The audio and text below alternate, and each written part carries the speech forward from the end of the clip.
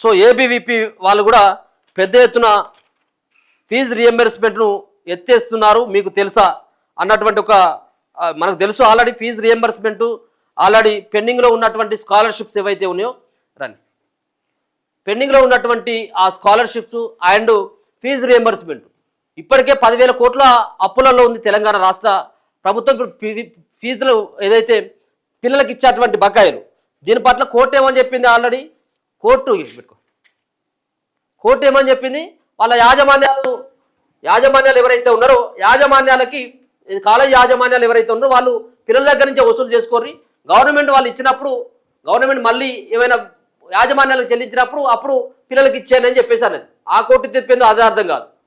So మాట్లాడదాం. మీరు ABVP ఏంటి, స్టేట్ సెక్రటరీ. సో ఏంటిది, ఏం చెప్పదలుచుకో ఫీజు రియంబర్స్మెంట్ సంబంధించినటువంటిది ఎత్తేస్తున్నారట. మరి ఫీజు రియంబర్స్మెంట్ ఎత్తేస్తున్నారంటే చాలామంది ఈ అణగారిన వర్గాలు బీసీ ఎస్సీ ఎస్టీ వాళ్ళే బలైపోయేది వీళ్ళంతా కూడా. ఏం చెప్పదలుచుకున్నది దీని మీద? అయితే ముందుగా మనం రియంబర్స్మెంట్ గురించి అందరు తెలిసిందే.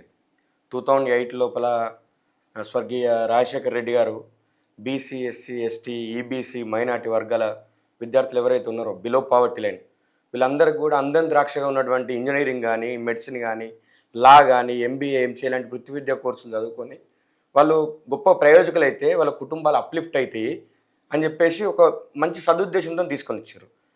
కానీ దురదృష్టవశాత్తు ఏమైంది, ఏ తెలంగాణ వస్తే మనకు బతుకులు బాగుపడతాయో నీళ్లు నిధులు నియామకాల కోసము 1,200 మంది విద్యార్థులు ఆత్మ బలిదానాలు చేసుకొని తెలంగాణ వచ్చిన తర్వాత 2008 నుండి 2014 వరకు మంచిగా సాగినటువంటి రియంబర్స్మెంట్ పథకం చాలా లక్షల కుటుంబాలు దీని మీద ఆధారపడి అంటే వాళ్ళ పిల్లలు చదువుకున్నారు. వేల కుటుంబాలను ఆర్థికంగా సామాజికంగా నిలబెట్టినాయి.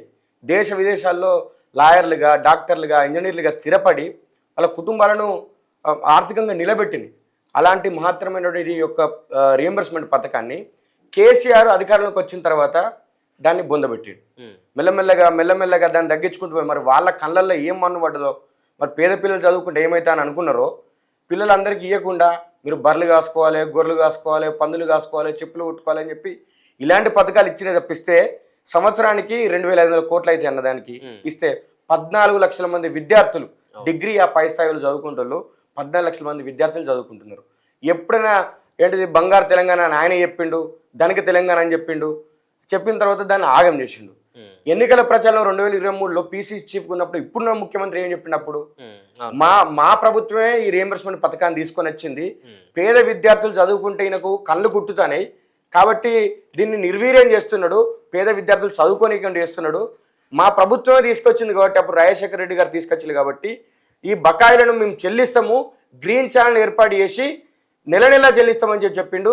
ఈయన చెప్తే అని నమ్ముతారో నమ్మరో అని చెప్పేసి ఏం చేసిండు, రాహుల్ గాంధీ గారిని ప్రియాంక గాంధీ గారిని తీసుకొని వచ్చి రియంబర్స్మెంట్ బకాయిలు చెల్లిస్తాము, తర్వాత ఇంకా గొప్పగా అమలు చేస్తామని చెప్పిండు.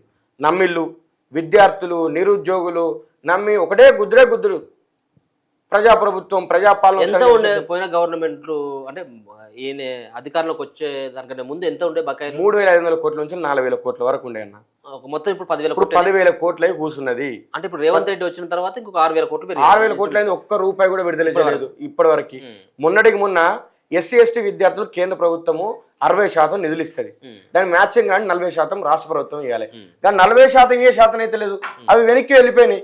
అంటే ఈయన యొక్క చిత్తశుద్ధి ఏందో అర్థమవుతున్నది. ఎందుకు ఈ 10,000 కోట్లు ఇస్తలేడంటే ఈ రాష్ట్రం లోపల మన అందరికీ తెలిసిందే, మంత్రులకు మధ్యలో మంత్రుల పిఏలకు ముఖ్యమంత్రి సన్నిధికి మధ్యలో ఎలాంటి అంటే వాతావరణంలో మనం చూస్తున్నాం.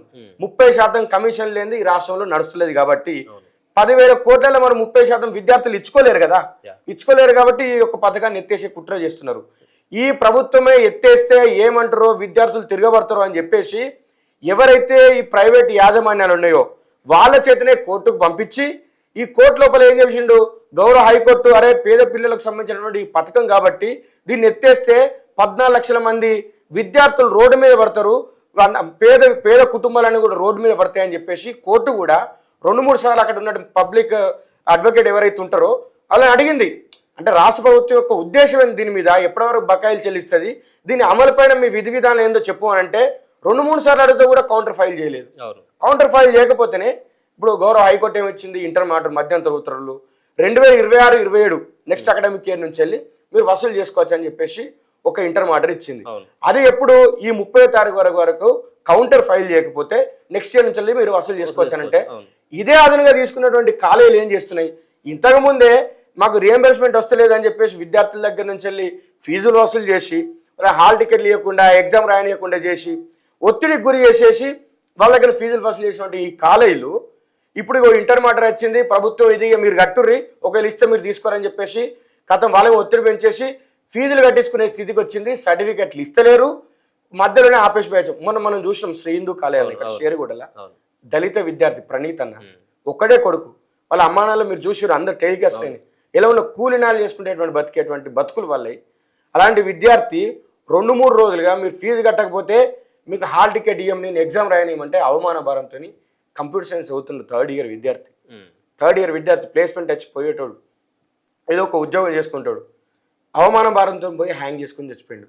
ఇది ఆయన ఆత్మహత్య చేసుకునేది కాదన్న, రేవంత్ రెడ్డి ప్రభుత్వం, విద్యాశాఖ మంత్రి ఉన్నటువంటి రేవంత్ రెడ్డి, ముఖ్యమంత్రి ఉన్నట్టు రేవంత్ రెడ్డి గారు ప్రభుత్వం చేసినటువంటి హత్య ఇది.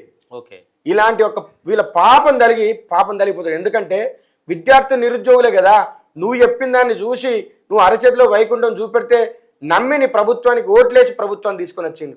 అలాంటి దాన్ని నువ్వు ఎత్తేసే ప్రయత్నం చేస్తున్నావు. ఇప్పుడు ప్రతి 10,000 కోట్లు 3,24,000 కోట్ల రూపాయల బడ్జెట్ ఉన్నాయన్న మన రాష్ట్రానికి. 10,000 కోట్ల రూపాయలు ఎంత అవుతాయి? ముఖ్య మూలం 3% కాదు.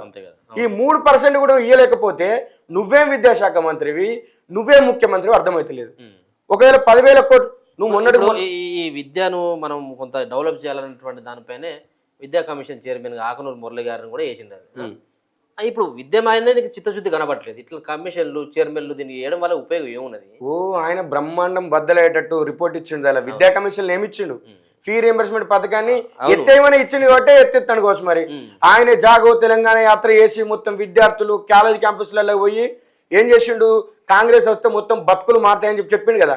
ఇప్పుడు ఆయన మరి ఆ విద్యాశాఖ కమిషన్ లో 18% బడ్జెట్ పెట్టు విద్యకు అన్నాడు, మరి పెట్టిండా? 8.2% పెట్టిండు.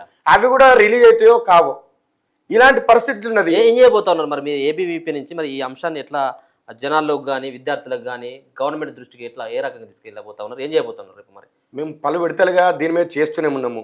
విద్యార్థులు ఎవరైతే సర్టిఫికేట్ తీసుకోలేకపోతున్నారో, తర్వాత ఉద్యోగాలకు పోలేకపోతున్నారు, ఉన్నత విద్యలకు పోలేకపోతున్నారు, విద్యార్థులు కానీ మేము కానీ వస్తే మా మీద కేసులు పెట్టి అరెస్టులు చేస్తున్నారు. విద్యార్థులు కూలీలుగా గిగ్ వర్కర్లుగా మారుతున్నారు. ఆ పరిస్థితి రావద్దు. ఈ రియంబర్స్మెంట్ అనేది ఎత్తేస్తే 14 లక్షల మంది రోడ్డు మీద పడతారని చెప్పేసి మేము కార్యాచరణ తీసుకున్నాము. అందులో భాగంగానే ఫీ రియంబర్స్మెంట్ ఎత్తేస్తున్నారు మీకు తెలుసా అని చెప్పేసి ఒక కరపత్రం కూడా రిలీజ్ చేయడం జరిగింది. ఈ కరపత్రాలతోని అన్ని కాలేజ్ క్యాంపస్లలో పోతాం, విద్యార్థులను జాగరూకతం చేస్తాము, గేట్ మీటింగ్లు పెడతాము, రౌండ్ టేబుల్ సమావేశాలు పెడతాము, తల్లిదండ్రులను, మేధావులను, తర్వాత సామాజికవేత్తలు అందరినీ కూడా ఈ యొక్క ఉద్యమంలో భాగస్వామ్యం చేస్తాము. ఖచ్చితంగా ఏ విద్యార్థులు అయితే ఈ ప్రభుత్వాన్ని తీసుకొచ్చిండ్రో ఆ విద్యార్థులతోనే ఈ ప్రభుత్వాన్ని కూలదోశగా కూడా మేము ఉద్యమాన్ని నిర్మిస్తాము. విద్యార్థులతో పెట్టుకున్నటువంటి ఏ ఒక్క ప్రభుత్వం కూడా, విద్యార్థులను గోక్కున్నటువంటి ఏ ఒక్క ప్రభుత్వం కూడా మనుగడ సాధించలేదు. ఊకూకనే రాలేదు, నేను కూర్చున్న సీట్ అని చెప్పేసి పాటలు పెట్టుకుంటాడు కదా, ఆ సీటు వీకేసే వరకు కూడా ఈ ఉద్యమం నడుస్తుంది. ఖచ్చితంగా ప్రజా బాహుల్యంలో దోషిగా నిలబెడతాం. ఎందుకు నిలబెడతామంటే ఈయన ఇచ్చినటువంటి ప్రభుత్వ హామీ మేరకే. ఫర్ ఎగ్జాంపుల్, ఒక కోర్సుకు 30,000 రూపాయల ఫీజు ఉంటే 30,000 కాదు, ఫీజు టు బి పేడ్ 0 అని ఉంటే అలాట్మెంట్ ఆర్డర్ మీద. ఏ అలాట్మెంట్ ఆర్డర్ తీసుకున్నా అంటే రియంబర్స్మెంట్ హోల్డర్స్కి నువ్వు 0 ఫీజు కట్టాలని అన్నావు, కట్టడం అవసరం లేదు, నా ప్రభుత్వమే కడతానని చెప్పినావు. నువ్వు కడతా అంటాను కదా, మేము అందరం జాయిన్ అయింది కాబట్టి మరి నీ మీద 420 కేసు పెట్టద్దా? నువ్వు దోషివి కాదా? కాబట్టి దోషిగా నిలబెడతాం. అట్లనే ఏదైతే నువ్వు ఈ ప్రైవేట్ కాలేజీలతోని కోర్టుల ద్వారా తీర్పు చెప్పించి దీన్ని ఎత్తేయాలని చూస్తున్నామో, ఖచ్చితంగా మేము కూడా న్యాయస్థానంలో పోటీ చేస్తాం, అంటే న్యాయస్థానం ఆశ్రయిస్తాము. న్యాయస్థానాల ద్వారా ఈ ప్రభుత్వం యొక్క చెల్లు అనిపిస్తాము. ఖచ్చితంగా విద్యార్థులు ఎవరైతే అఫెక్టెడ్ విద్యార్థులు అయితే ఉన్నారో వాళ్ళని కూడా కోర్టును ఆశ్రయించే విధంగా చేస్తాము. ఈ యొక్క ఉద్యమాన్ని మహోగ్రూపులో రూపం దాల్చేటట్టు చేస్తాము. దీనిలో మీడియా యొక్క పాత్ర, మీ పాత్ర కూడా ఉండాలన్నా. ఖచ్చితంగా తల్లిదండ్రులకు, మేధావులకు, తర్వాత సామాజికవేత్తలకు, సమాజానికి అందరికీ కూడా, తెలంగాణ సమాజం అందరికి కూడా ఏబీపీ ఒక పిలుపునిస్తున్నది. గ్యాస్ బండ రాకపోతే మనం రోడ్లు ఎక్కుతున్నాం, యూరియా రాకపోతే రోడ్లు ఎక్కుతున్నాం, రైతు భరోసా రాకపోతే రోడ్లు ఎక్కుతున్నాం, తులం బంగారం రాకపోతే రోడ్లు ఎక్కుతున్నాం. ఈ ప్రభుత్వ 6 గ్యారంటీల మీద మనం నిలదీస్తున్నాం. కానీ ఒక చేత్తో 1 పైస ఇచ్చి ఇంకో చేత్తో 10 పైసలు లాక్కునేటువంటి ప్రయత్నం చేస్తున్నాడు. 1,00,000 రూపాయలు కట్టి ఇంజనీరింగ్ మీ యొక్క పిల్లల్ని చదివిస్తారా? 1,00,000 రూపాయలు కట్టి మెడిసిన్ విద్యను మీ పిల్లల్ని చదివిస్తారా? 1,00,000 రూపాయలు కట్టి లాయర్ని మీ పిల్లల్ని మీరు చేయగలుగుతారా?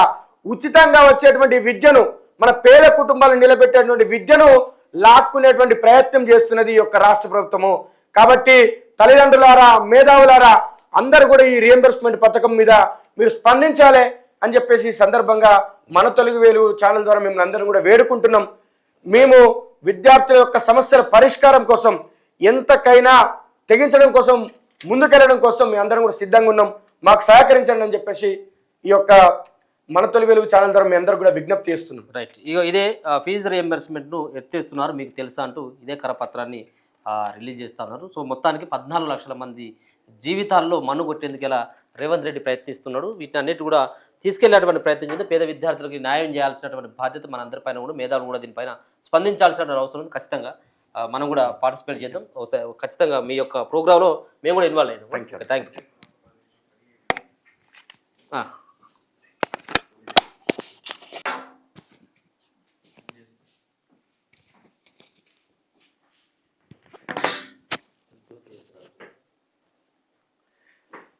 Yeah, good morning.